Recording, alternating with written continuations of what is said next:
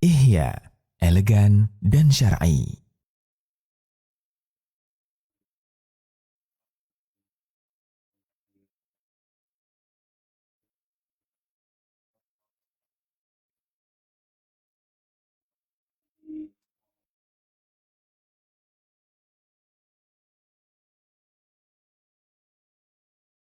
Para bapak, ibu, para pemirsa kaum muslimin rahiman wa rahimakumullah.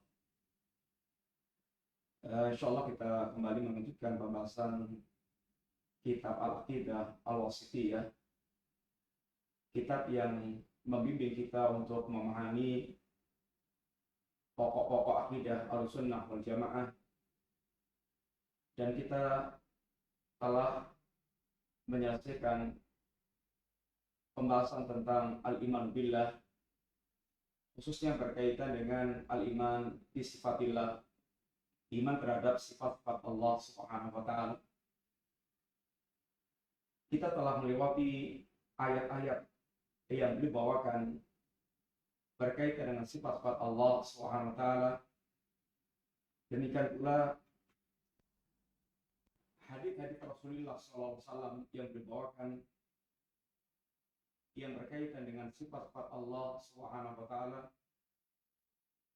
Dan beliau telah menutup hadis yang terakhir berkaitan dengan ru'yatul mu'minin li rabbihim, melihatnya kaum mukminin terhadap Allah Subhanahu wa taala di akhir kelak.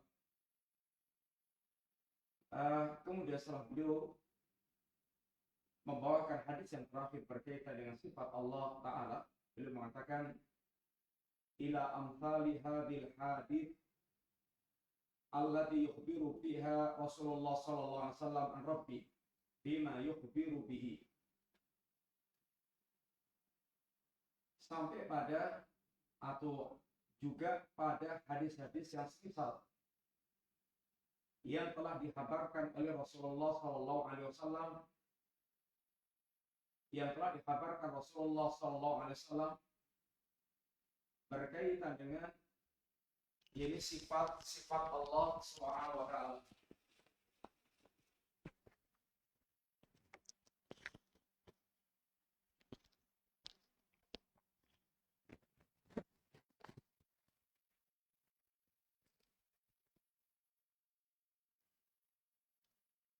Setelah beliau membawakan sekian banyak ayat yang berkaitan dengan sifat-sifat Allah dan sekian banyak hadis yang berkaitan dengan sifat-sifat Allah Subhanahu wa taala, maka beliau mengatakan dengan perkataan ila amsali hadil ahadits allati yukhbiru fiha Rasulullah sallallahu an rabbi bima yukhbiru bi.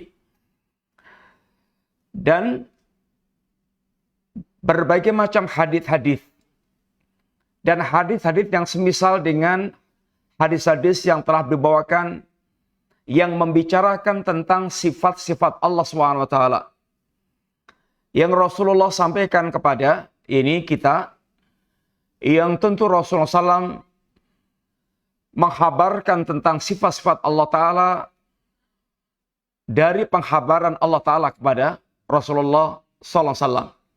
Karena Nabi tidak berbicara dengan yaitu hawa nafsunya, tapi yang Nabi berbicara dengan wahyu Allah Subhanahu wa taala. Wa ma yantiqu 'anil hawa in huwa illa wahyun yuha. Maka fa innal firqatan najiyah ahla sunnati wal jamaah yu'minuna bidzalik. Sesungguhnya al-firqatun najiyah, ini ahlu sunnah wal jamaah, al-firqatun najiyah, dan dikatakan al-firqatun najiyah karena kelompok ini yang disyaratkan oleh Nabi, kelompok yang selamat. Kulluha finnar illa wahidah. Semua kelompok-kelompok yang menyimpang itu mereka terancam dengan neraka. Kecuali satu, yaitu firqah yang selamat, itu al-jamaah.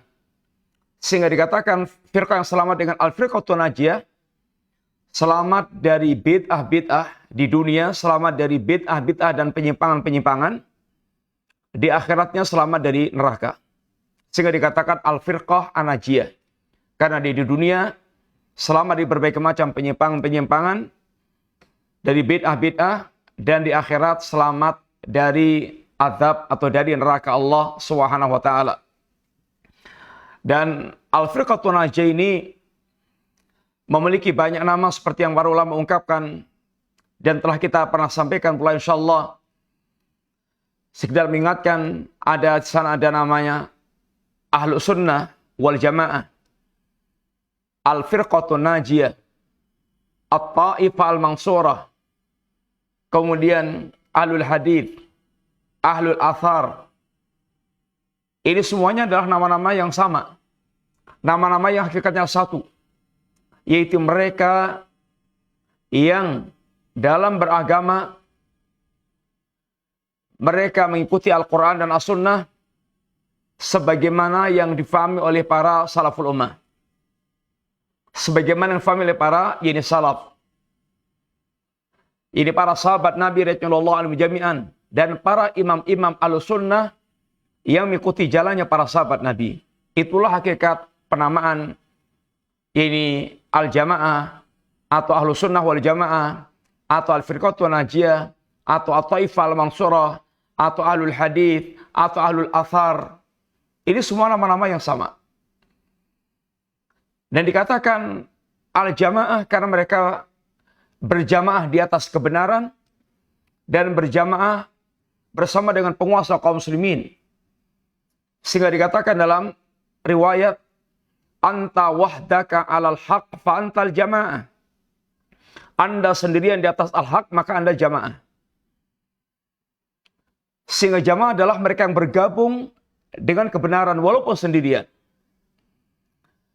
Karena mereka bergabung dengan jamaahnya para sahabat Nabi radhiyallahu anhum jami'an yang mereka di atas al-haq, di atas kebenaran. Atau al-jamaah adalah mereka yang senantiasa melazimi para penguasa kaum muslimin.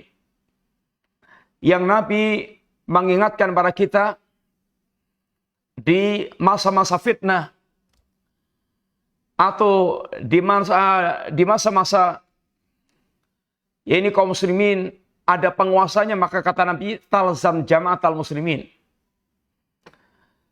Tetaplah Anda melazimi jamaah kaum muslimin bersama dengan penguasa kaum muslimin. Jangan memberontak, jangan khuruj. Ini adalah yang dinasihatkan Nabi sallallahu. Sehingga mereka dikatakan al-jamaah.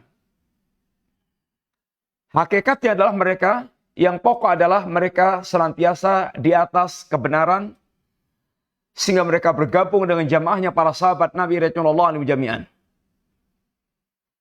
Dan dikatakan Ahlus Sunnah wal Jamaah karena mereka di atas sunnah, senantiasa melazimi sunnah, menegakkan keislamannya berdasarkan sunnah. Yang mereka betul-betul ikuti adalah sunnah Nabi.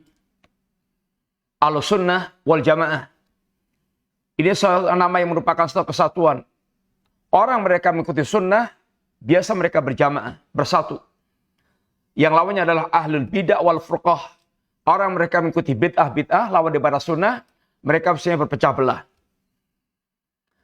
Kemudian dikatakan dinamai dengan at-ta'ifah al-mansurah. Ini kelompok yang ditolong oleh Allah Ta'ala. Ini sebagaimana terambil dari hadis Rasulullah SAW. La tazalu ta'ifatu min ummati zahirin alal haq. Senantiasa akan terus ada di tengah-tengah umatku ini sekelompok orang yang mereka senantiasa di atas al-haq. La yadurruhum man khadalahum wa man khalafahum. Tidak membahayakan mereka orang yang menghinakannya dan menyelisih mereka. Mereka akan tetap senantiasa di atas kebenaran dan tidak mereka pedulikan banyaknya orang yang menyelisih mereka dan menghina mereka. Dan mereka terkumpul sifat-sifat yang menjadikan mereka ditolong oleh Allah Subhanahu wa taala. Dan mereka akan senantiasa di atas kebenaran sampai ini hari kiamat kelak. Kemudian dikatakan pula dengan ahlul hadith Jadi orang-orang yang mereka senantiasa beragamanya di atas hadis Nabi. Ketika berkembang rokyu, berkembang orang berpegang dengan rokyu, pendapat, pemikiran, maka ahlus sunnah itu mereka senantiasa kembali kepada hadis Nabi, sehingga dikenal dengan ahlul hadis atau ahlul athar, yang mereka senantiasa kembali kepada athar, riwayat-riwayat dari para salaf mereka. Dan mereka dikatakan salafiyin, nisbat para salaf, para pengikut salaf. Ini salaf adalah para sahabat Nabi radhiyallahu anhum jami'an. Sehingga orang mereka para sahabat Nabi dikatakan salafi atau salafiyun. Inilah nama-nama yang dipopulerkan para ulama dalam rangka untuk menghadapi munculnya berbagai macam bid'ah yang terus bermunculan. Di zaman Rasulullah SAW yang adalah Islam dan kafir, yang beriman kepada Nabi dan mengikuti Nabi adalah Muslim, yang menolak Nabi, mengingkari Nabi adalah kafir. Tapi sepeninggal Rasulullah SAW, bermunculan berbagai macam firqah, bermunculan berbagai macam kelompok-kelompok yang menyimpang.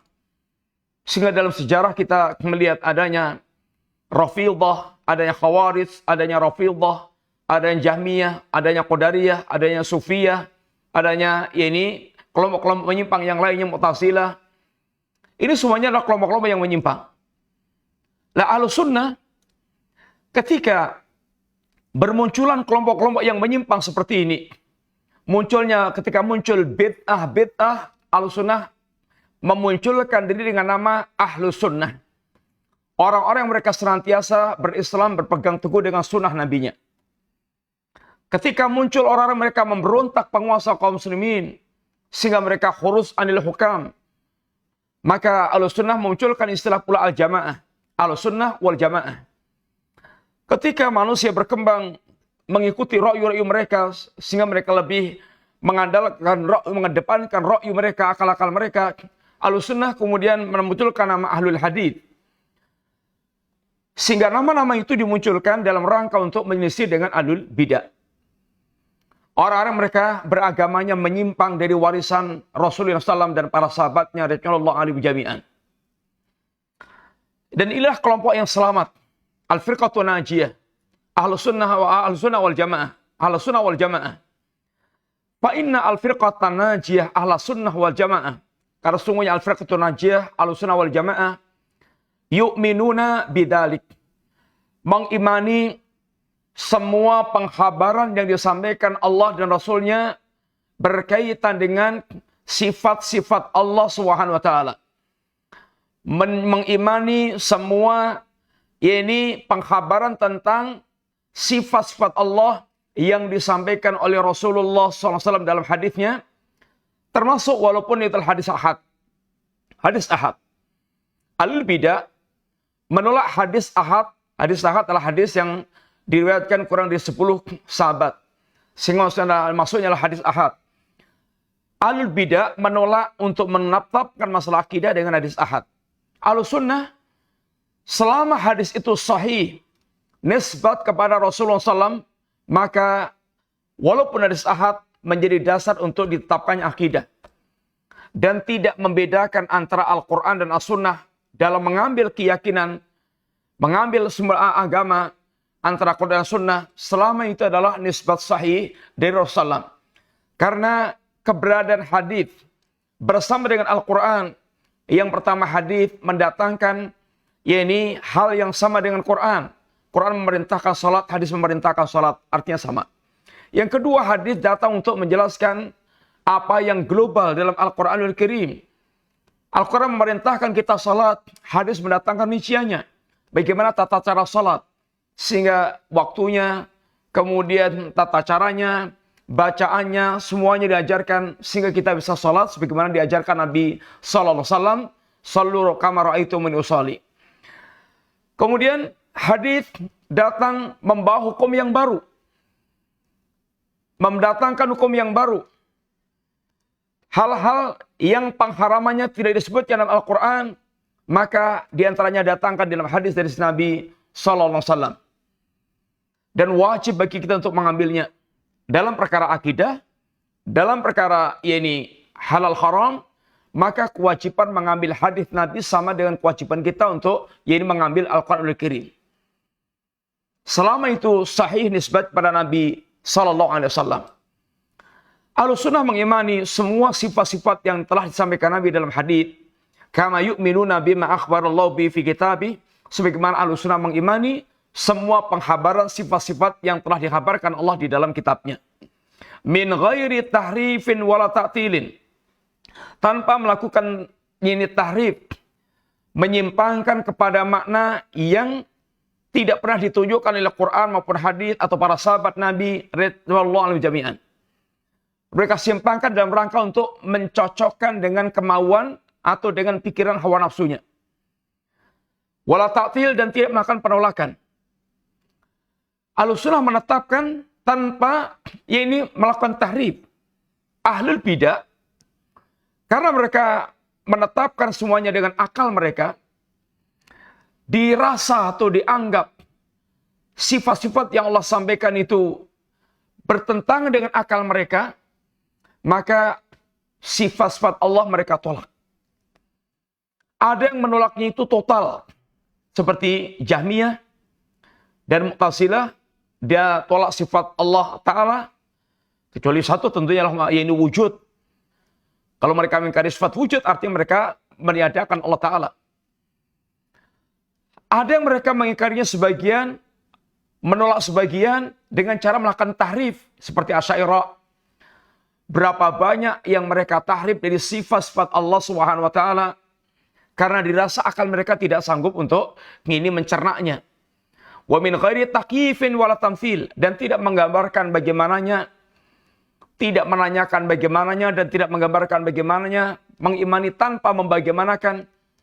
Karena untuk menggambarkan bagaimananya kita harus melihat zatnya, melihat yang serupa, mendapatkan info yang akurat, yang terpercaya, dan semuanya itu kita tidak mendapatkannya.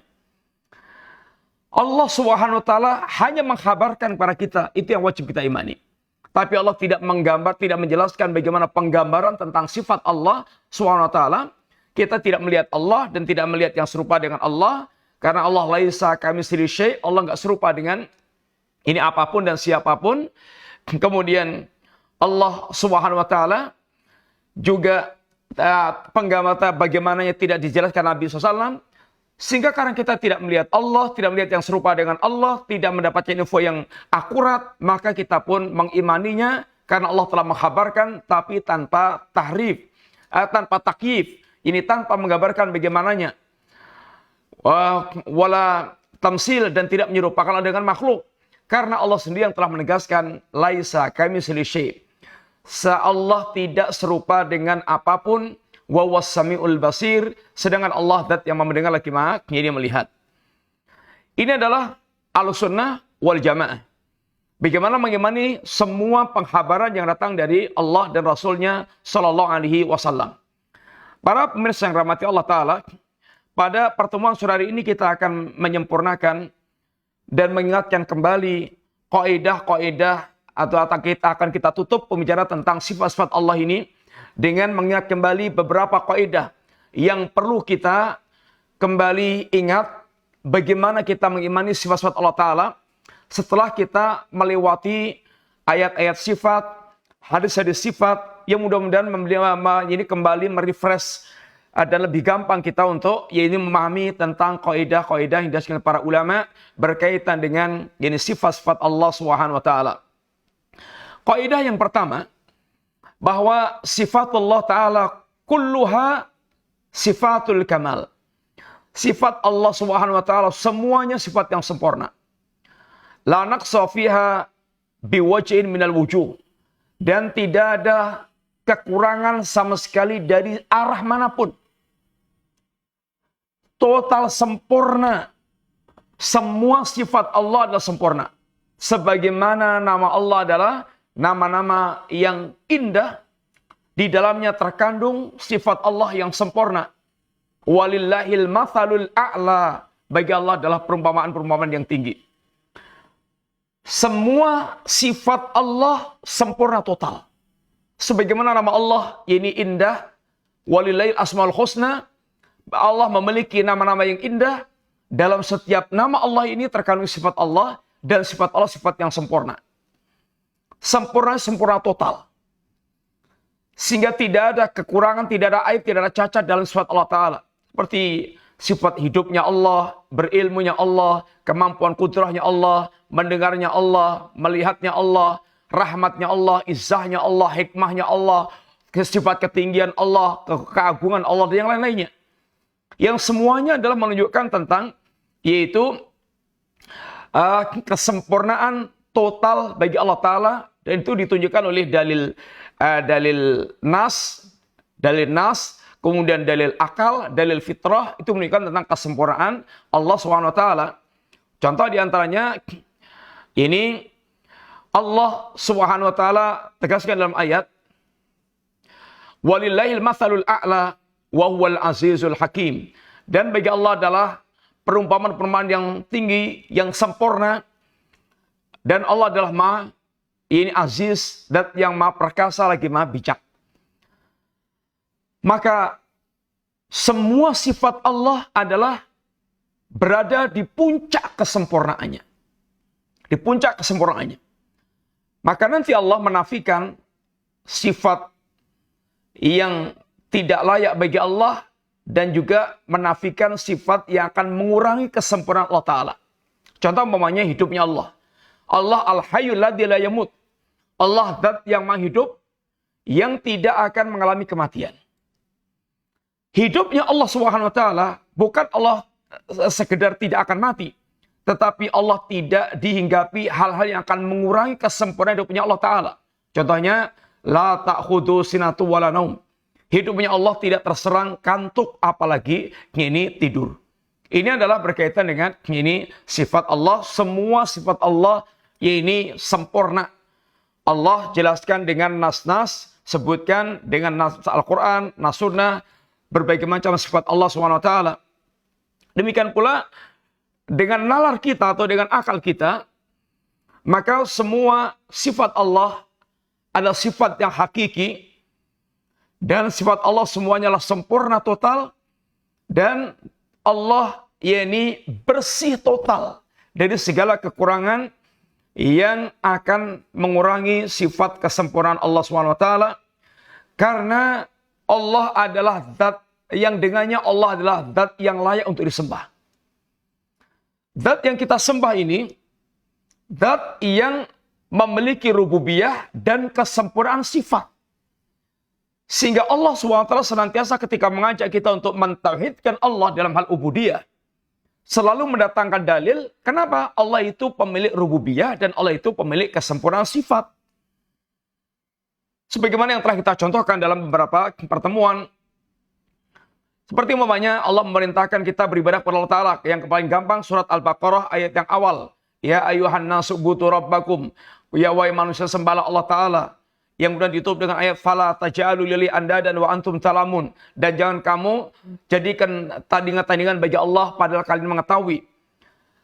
Kenapa Allah memerintahkan manusia untuk menyembah Allah dan tidak membuat tandingan bagi Allah Ta'ala tanpa menyekutukan Allah? Karena Allah alladzi khalaqakum, yang menciptakan kalian, walladzina min qablikum, orang yang sebelum kalian. Alladzi ja'ala lakumul arda firasya was samaa binaa wa ansala minas sama'i ma'an fa akhraja bi minats thamarati rizqalakum. Allah yang telah menjadikan bumi sebagai hamparan, langit sebagai atap, menurunkan air hujan dari langit, yang dengan air itu Allah tumbuhkan tumbuhan, Allah keluarkan buah-buahannya untuk rezeki buat kita semuanya. Ini rububiyah Allah Ta'ala. Dan Allah pemilik sifat kesempurnaan. Walillahil asmaul husna, sehingga zat yang disembah, zat yang memiliki rububiyah dan memiliki kesempurnaan sifat.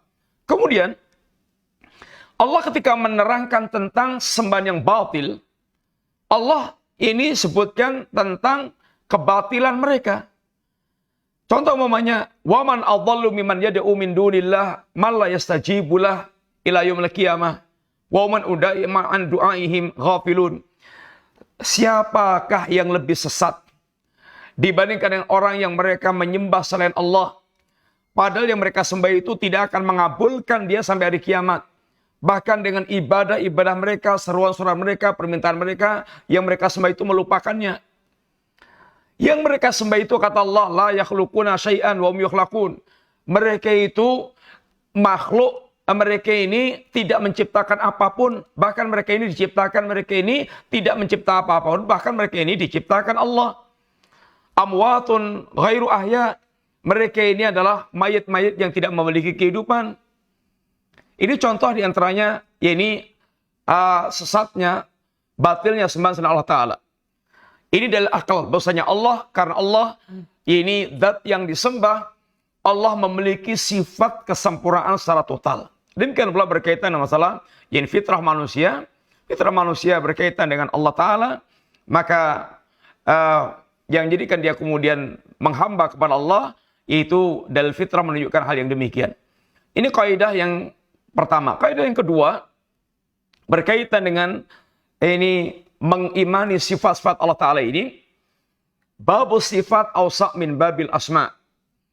Bab tentang sifat itu lebih luas dibandingkan dengan bab tentang asma'. Setiap nama Allah mengandung sifat Allah Ta'ala. Setiap nama Allah mengandung sifat Allah Ta'ala. Umpamanya, Allah adalah Ar-Rahman. Nama Allah Ar-Rahman. Terkandung dalam nama Allah Ar-Rahman ini, sifat Allah Dzur Rahmah Al-Wasi'ah, pemilik rahmat yang luas. Allah pemilik rahmat yang luas. Sehingga setiap nama Allah selalu mengandung sifat Allah Ta'ala. Oleh karena itulah, orang yang paling sempurna penghambanya kepada Allah adalah orang yang paling mengenal nama-nama Allah Ta'ala. Karena setiap nama Allah mengandung sifat, dan setiap sifat Allah itu menuntut kita mewujudkan amalia yang berkaitan dengan sifat Allah tersebut. Contoh tadi, nama Allah Ar-Rahman. Yang sifatnya adalah Allah pemilik istiwa di atas aras, turun ke langit dunia. Dua sifat yang ditiadakan dan ditetapkan sifat kesempurnaan. Itu pun juga menunjukkan kesempurnaan di puncak keindahan, puncak kesempurnaan. Asalnya tadi didatangkan dalam bentuk global. Laisa kami takyif.